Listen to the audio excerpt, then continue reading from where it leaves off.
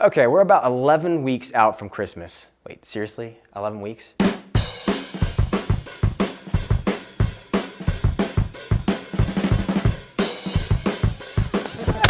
Whoa!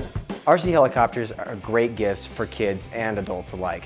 And some of the smaller models are cheap enough and small enough to be great stocking stuffers. We found that when you're looking for a remote control helicopter, there are a few things that you want to focus on more than anything else. And those things are ruggedness. Is it going to stand up to abuse? Also flight times. How long are you going to be able to actually get it in the air? And because a lot of these are for kids, we also focused heavily on ease of use. How difficult is it going to be to figure these things out and get them flying in the air without crashing continuously? Now, if you're buying a remote control toy for a kid, ruggedness is definitely one of the most important features to consider. The last thing you want on Christmas morning is to have your kid open it up and take it outside and break it into a million pieces within a matter of minutes, decimating it. Many helicopters have a lot of really great durability features.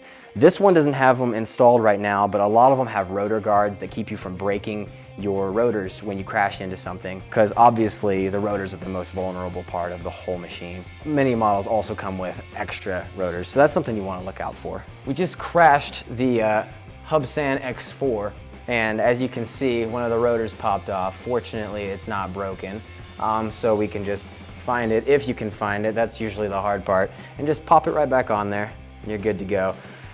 If we couldn't find it, fortunately this one comes with like 4 extra rotors, and you can find more online if you need them. Now, as far as flight times are concerned, you wouldn't think that a few minutes makes a big difference, but it really can. Some models, like I was saying, fly anywhere from 6 to 10 minutes, but those 4 minutes can make a big difference. It can take you 5 minutes to just get the hang of the thing, and then if it's cutting out after a minute, you only got a minute of time where you can really fly it. The downside to those models that have a larger capacity battery is that they require more time to charge, so you got longer breaks in between flying. So keep that in mind. If you want to go with a smaller model that you can fly for 5 minutes and then fly it again in 20 minutes, that's fine. Just keep in mind that you're going to have that trade-off.